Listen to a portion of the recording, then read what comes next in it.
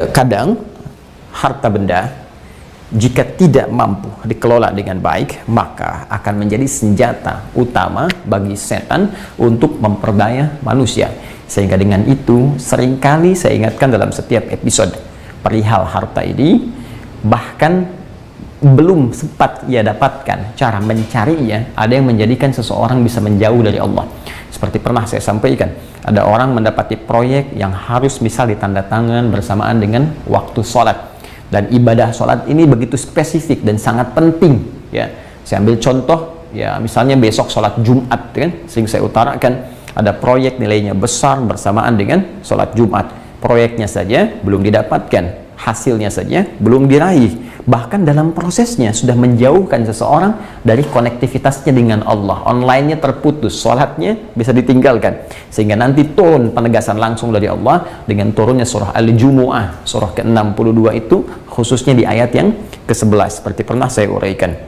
Pun demikian sholat-sholat harian yang kita tunaikan 5 waktu itu, dari subuh, zuhur, asar, maghrib, isya, bahkan bisa terganggu dengan aktivitas pencarian harta.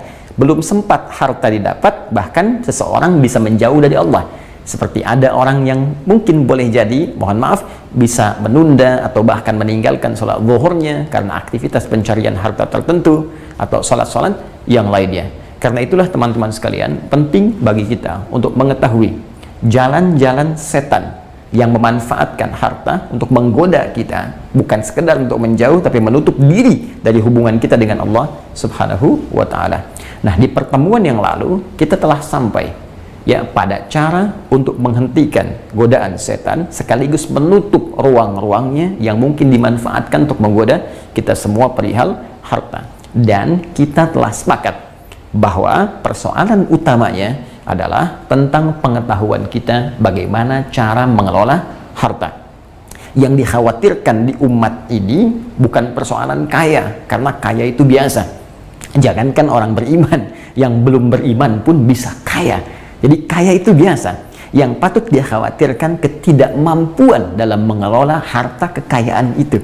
Sehingga dengan ketidakmampuan ini seseorang bahkan bisa mengorbankan kehidupan abadinya di akhirat dan tak mampu membawa bekal saat kembali kepada Allah Subhanahu wa Ta'ala. Dan yang paling celaka bukan hanya tak mampu membawa bekal, tapi saat dia berhadapan dengan Sang Pencipta, saat yang bersamaan dia telah menjadi sekutu setan dan musuh Allah yang sangat nyata. Waliyadu billah.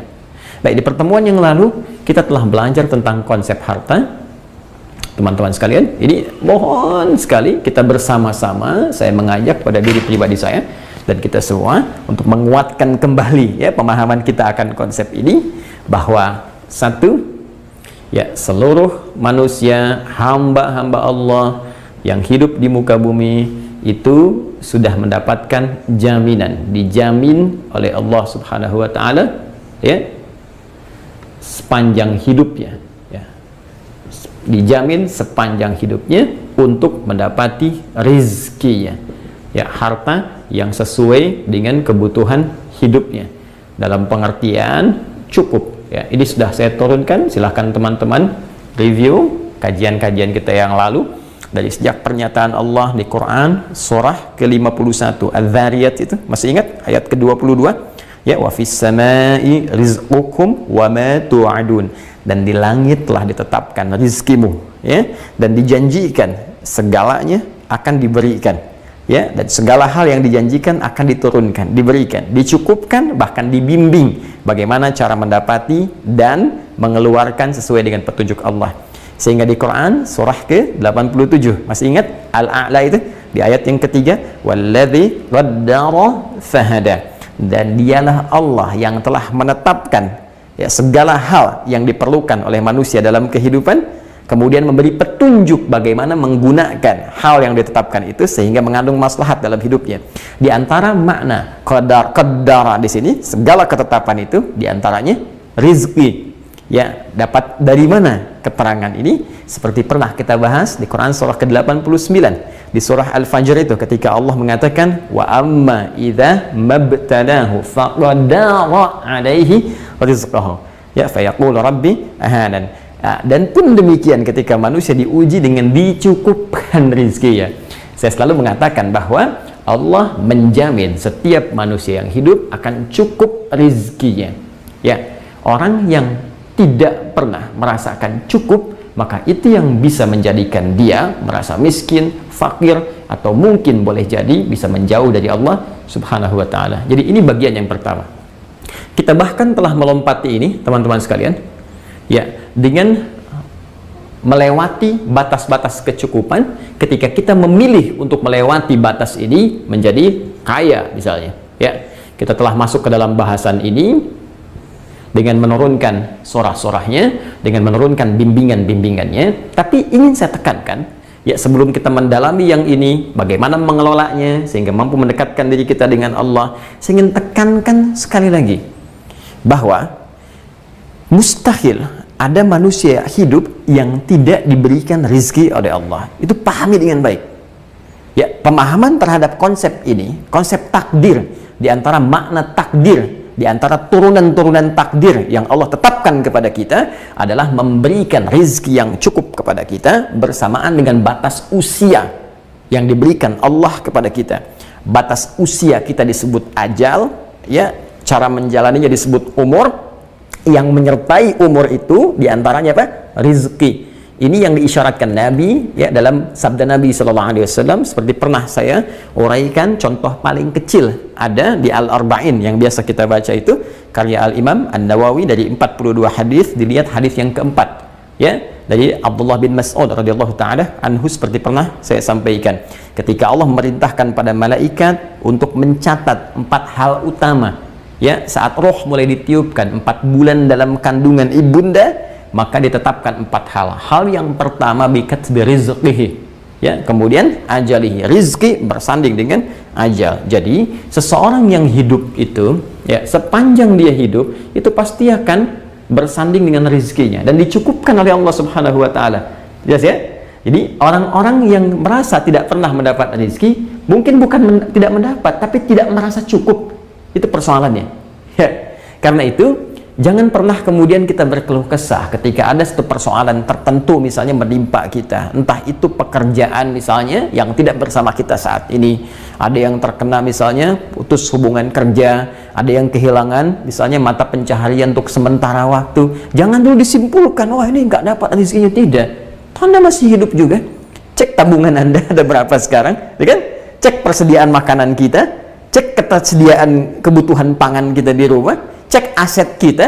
Jangan-jangan selama ini yang diinginkan oleh Allah untuk mengevaluasi hidup kita.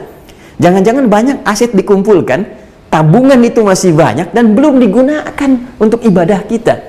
Alih-alih Anda menambah beban dengan memperbanyak harta benda yang belum tentu digunakan dengan baik, bukankah kita mengevaluasi itu lebih baik, harta yang Allah titipkan pada kita, supaya ringan di bawah hisab saat kiamat?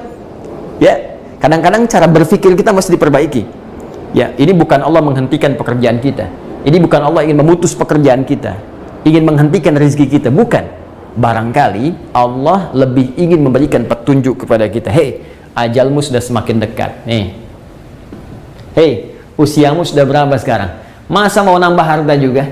Masa mau kumpul-kumpul juga? Mau sebanyak apa? Toh yang kamu kumpulkan pun sekarang sudah ada. Tabungan kamu, aset kamu itu pun saat di bawah hisab itu masih berat. Saya sering katakan gini secara ringan, teman-teman. Coba buka lemari pakaian kita, kemudian dicek dari pakaian paling dalam sampai yang terluar, berapa yang sudah dikoleksi. Adakah lembar helai pakaian itu yang belum pernah dipakai ibadah? Karena itu akan dihisab. Ya, coba cek, buka lagi. Jangan-jangan terlampau banyak yang dikoleksi. Adakah di antara alas kaki yang banyak pilihan itu yang belum pernah dipakai ibadah? Terus hisabnya bagaimana nanti?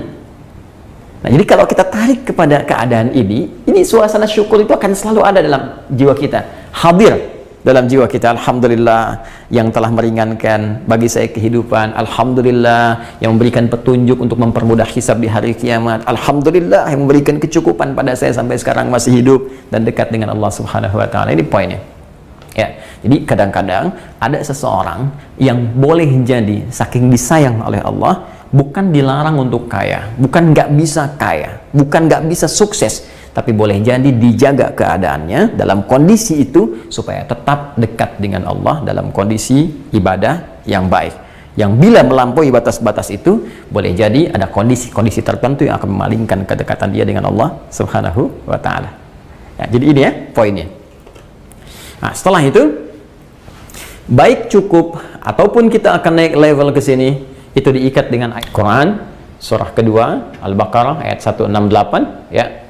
Walaupun dijamin hartanya cukup diberikan oleh Allah, rizkinya tetap mesti diikhtiarkan dengan aktivitas usaha. Walaupun ya Allah jamin cukup ada hidup ya, jangan sampai tunggu anak ke rumah sakit baru rizkinya datang gitu.